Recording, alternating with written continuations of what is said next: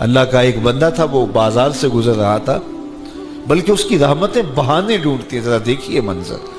تو اس نے دیکھا ایک شرابی ہے، وہ گندی نالی پہ گرا ہوا ہے اور گندے پانی سے اس کا منہ گندا ہو رہا ہے.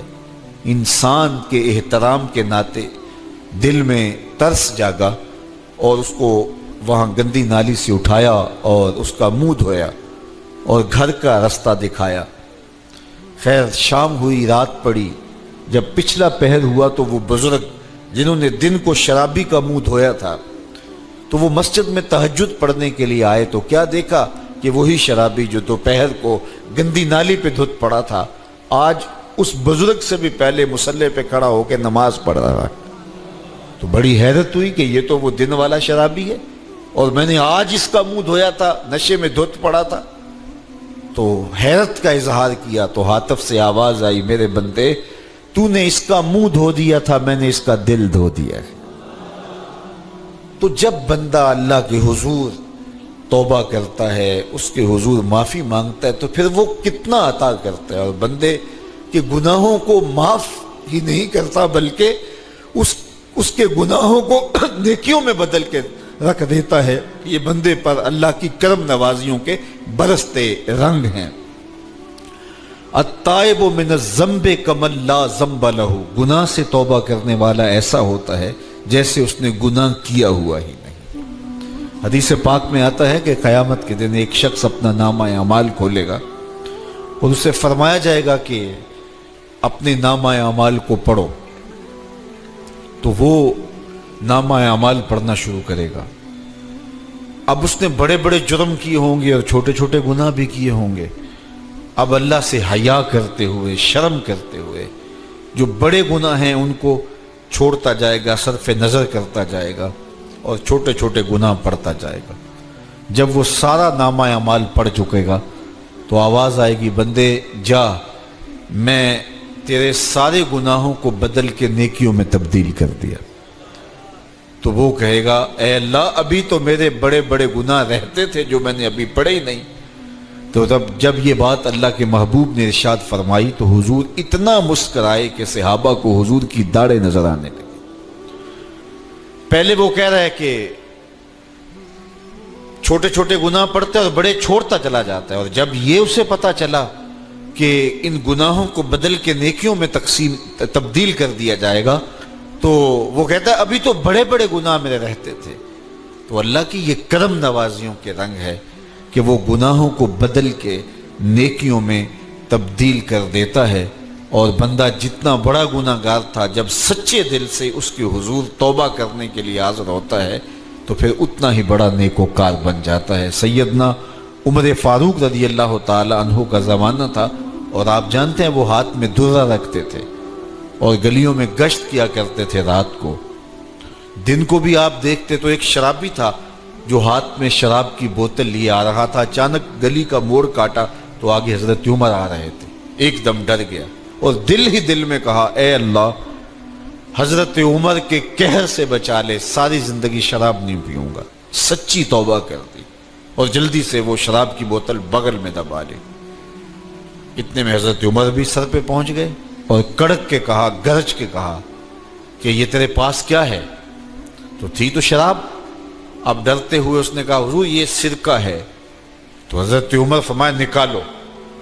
اب وہ تھر تھر کانپ رہے اور بغل سے وہ شراب کی بوتل نکالی. جب نکالا تو وہ شراب نہیں تھی، سرکہ بن چکا تھا. تو جو اللہ شراب کو سرکے میں بدل دینے پہ قادر ہے وہ گناہوں کو نیکیوں میں بدل دیتا ہے. تو یہ ایک صورت دکھائی کہ دیکھو یہ شراب کو سرکے میں تبدیل کر دیا، تمہارے گناہ بھی نیکیوں میں تبدیل کر دیں گے. تم آؤ تو صحیح اس کی چوکھٹ پہ، تم ہاتھ تو پھیلاؤ. حضرت داتا گنج بخش علی حجویری علیہ رحمہ کشف المعجوب کے اندر لکھتے ہیں کہ جو فرمایا گیا کہ جس نے توبہ کی اللہ نے اس کی مغفرت کر دی. تو ایک بزرگ کا قول نقل کیا کہ جس کو اللہ نے بخشنا تھا اللہ نے اس کو توبہ کی توفیق دے دی. اس کو بلایا ہی اسے ہے جس نے مغفرت کرنی تھی. تو توبہ کی توفیق کا نصیب ہو جانا یہ اللہ کی خاص رحمتیں ہیں اور توبہ کرنے والا اللہ کی خاص رحمتیں پاتا ہے. توبہ کرنے والا جب اس کے حضور حاضر ہوتا ہے تو اللہ تعالیٰ اس پہ بہت خوش ہوتا ہے۔ اللہ کے محبوب علیہ السلام نے باقاعدہ ایک مثال سے یہ حقیقت سمجھائی کہ توبہ کرنے والے کے لیے اللہ کی خوشی کا عالم کیا ہوتا ہے، اللہ کیسے خوش ہوتا ہے توبہ کرنے والے پر۔ تو حضور نے ارشاد فرمایا ایک بندہ لمبا سفر کر کے اور صحرا کے اندر ایک لمبے سفر پہ تھا، تو راستے کے اندر اس نے چند لمحوں کے لیے سستانے کے لیے، دوپہر کاٹنے کے لیے ایک درخت کے ساتھ اپنا جانور باندھا اور خود سو گیا۔ اس کا خیال تھا چند لمحوں کے لیے آنکھوں کی نیند نکالوں گا اور آگے بڑھ جاؤں گا، اس لیے اس نے سامان بھی سواری اونٹ کے اوپر جو لدا ہوا سامان تھا، اس میں کھانا تھا، پینا تھا، دیگر ضروریات کی چیزیں تھیں، تو وہ بھی نہیں اتارا، کجاوے پر ہی پڑا رہا کہ چند لمحوں کے لیے میں نے کمر سیدھی کرنی اور آگے چلے جانا ہے۔ تو تھوڑی دیر کے بعد اس کی آنکھ کھلی تو کیا دیکھتا ہے کہ اونٹ ماں ساز و سامان کے غائب ہے۔ تو صحرا میں اونٹ کا گم جانا زندگی گم جانے کے مترادف ہے۔ تا حد نظر نہ کوئی آبادی، نہ کوئی انسانی وجود، تو پھر زندگی نہیں موت کے منہ میں اپنے آپ کو دھکیل لینا ہے جنگل میں، اگر آپ کے پاس کچھ باقی نہیں بچتا ہے۔ تو اس نے دیکھا کہ سواری غائب ہے، سواری غائب ہے تو اس کے اوپر جو سامان تھا وہ بھی غائب ہے، تو وہ دائیں بائیں بھاگا دوڑا اس خیال سے کہ میں جو ہے وہ اپنی سواری کو تلاش کر لوں، لیکن سواری نہیں مل پائی۔ تو پھر وہ دوبارہ آیا اور اسی جگہ بیٹھ گیا، اب موت کا انتظار کرنے لگا۔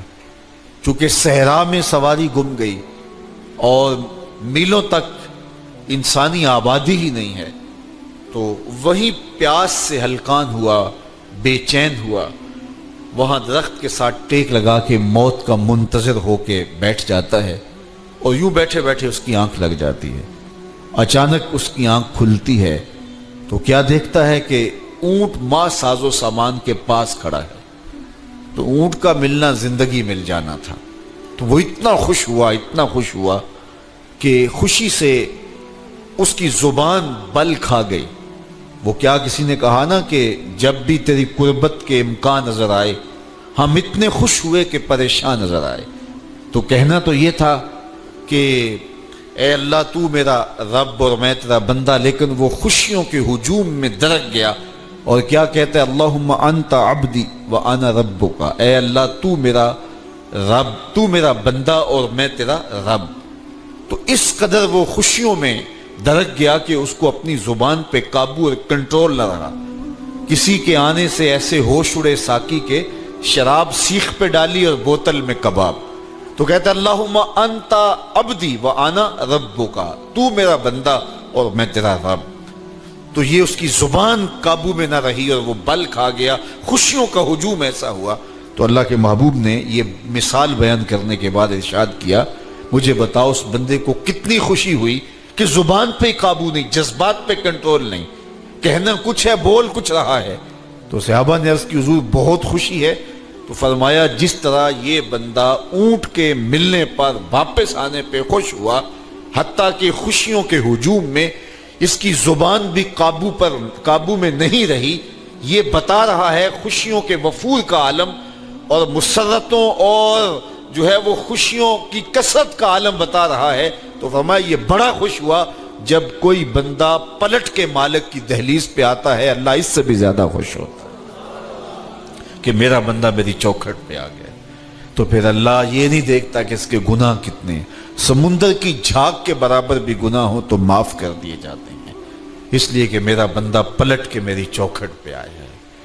تو توبہ اللہ کو محبوب ہے، اللہ کو مطلوب ہے، اللہ کو چاہیے کہ بندہ اس کے حضور آئے اور پھر اللہ جل شانہ اس کی مغفرت و بخشش فرما دیتا ہے۔ یہ موسم نور کے موسم ہے، عام دنوں میں بھی توبہ کرو، دن میں کرو یا رات کو کرو، کسی بھی مقام پہ توبہ کرو، اللہ معاف کر دینے والا ہے۔ لیکن یہ خاص ایام تو ایسے ہیں کہ اللہ کی رحمتیں بندوں کو معاف فرما دیتی ہیں، اور اگر کوئی توبہ کا جو ہے وہ دامن پکڑ کے آ جائے، اس کے حضور حاضر ہو جائے، تو پھر اللہ تعالیٰ جل شانہ بندوں کی خطائیں بھی معاف کرتا ہے اور ان کے گناہوں کو بدل کے نیکیوں میں تبدیل کر دیتا ہے۔ خوش نصیب ہیں وہ لوگ جو ان بابرکت ایام میں اپنی بخشش کا سامان کر لیتے ہیں، اور ان سے بڑا بدبخت بھی کوئی نہیں جو ان سہانے موسموں میں بھی پیاسے رہتے ہیں اور ان موسموں میں بھی ان کی بخشش و مغفرت نہیں ہو پاتی۔ رت سہانی ہو، موسم اچھا ہو، تو مجھے بتاؤ کہ جو اس موسم میں بھی اپنے آپ کو محروم رکھے تو اس سے بڑی بد نصیبی کیا ہوگی۔ اللہ کے محبوب علیہ السلام نے منبر کی تینوں سیڑھیوں پہ قدم رکھتے ہوئے آمین آمین پکارا، تو حضور علیہ السلام سے عرض کیا گیا یا رسول اللہ صلی اللہ علیہ وسلم، ہر سیڑھی پہ قدم رکھتے ہوئے آپ نے آمین کہا، تو آپ نے کس بات پہ آمین کہا؟ فرمایا جبریل امین حاضر خدمت ہوئے اور انہوں نے کہا اس شخص کی ناک خاک آلود ہو جو ماہ صیام رمضان المبارک کو پائے اور اپنی بخشش نہ کروا سکے۔ تو میں نے اس پہ آمین کہا کہ اتنا مقدس مہینہ نصیب ہو، اتنا سہانا موسم آئے اور وہ پھر جہاں کھڑا تھا وہی کا وہی کھڑا رہے۔ میں اور آپ اپنا محاسبہ کر سکتے ہیں۔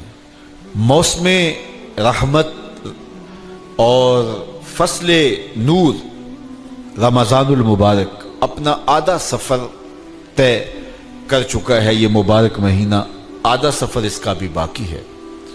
تو میں اور آپ ذرا اپنے آپ کو اپنے ضمیر کی عدالت میں کھڑا کر کے اپنے آپ کو دیکھ کر کے دیکھیں، سوچیں کہ ہم نے ان 15 دنوں کے اندر کتنا سفر طے کیا۔ 29-30 شعبان کو ہم جہاں کھڑے تھے، کیا ہم آج بھی وہیں کھڑے ہیں یا ہمارا کچھ سفر بہتری کا ہوا ہے؟ اور اگر ہم وہیں کے وہیں کھڑے ہیں تو پھر ابھی وقت ہے ہم بقیہ 15 دنوں میں اللہ کی رضا جوئی کے لیے کوشاں ہو جائیں، ورنہ کتنی بڑی وعید ہے۔ جبریل دعا کر رہے ہیں اور اس پہ حضور آمین کہہ کے مہر لگا رہے ہیں، اس شخص کی ناک خاک آلود ہو جو ماہ صیام کو پائے اور اپنی بخشش نہ کروا سکے۔ مجھے اور آپ کو پتہ ہے کہ ہم کہاں کھڑے ہیں۔ بل الانسان علی نفسہ بصیرہ ولو القی معاذیرہ، انسان خود اپنے آپ کو جانتا ہے کہ میں کہاں کھڑا ہوں، وہ اپنے آپ کو خود دیکھتا ہے۔ ایک تو فیصلہ قیامت کے دن ہوگا، نامہ اعمال تولے جائیں گے اور نامہ اعمال کے تلنے کے بعد پتہ چلے گا نیکیاں کتنی ہیں اور برائیاں کتنی ہیں۔